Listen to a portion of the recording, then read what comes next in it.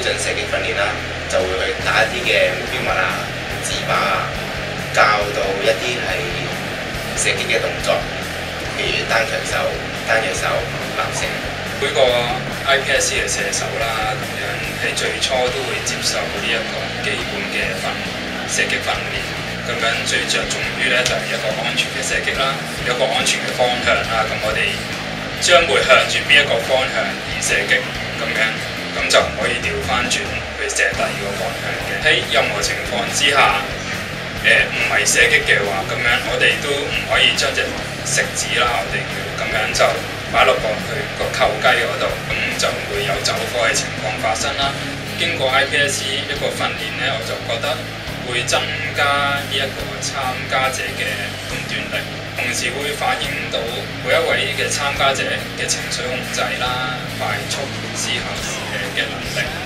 同埋臨危不亂嘅技巧啦。當初參加呢個活動嗰陣時，覺得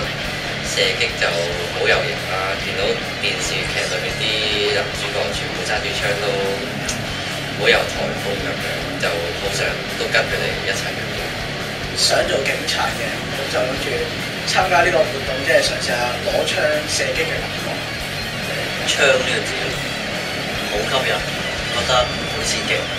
咁我本身都比較中意玩槍啦，咁就報名參加啦。我就同我啲小學同學嚟，咁我就有次見到佢哋參加一個活動，咁我都報名一齊。咁我上到中學嗰陣時，佢就介紹咗我嚟呢度玩槍，就一齊落槍。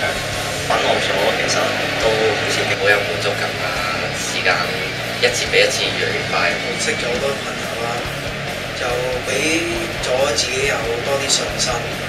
促進到自己嘅人際關係，咁就我生活圈子、朋友圈子就大咗。學到咧就係留意身邊嘅唔同事物，即係射緊一個靶嗰陣時，要留意另外一個靶喺邊度。同埋社工方面，佢都俾到好多槍以外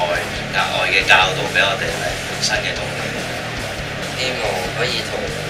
其他一啲中意玩槍嘅人聯埋一齊交流下，多啲人去參加呢個練，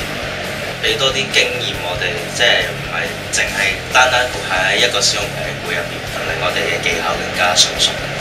可以多啲走動性嗰啲嘅刺激感都會大啲。基本上 IPSC 就係練你眼明啦、手快啦同埋用腦啦嚇。咁啊，如果你係好有心玩，或者其實你好有心練嘅，其實你會發覺你可以喺耐性啦，或者其實喺速度感上面啦嚇，你都會掌握得好好。透過呢樣嘢引佢埋嚟啦，跟住可以多啲接觸佢哋啦嚇。咁我哋會傾下我哋平時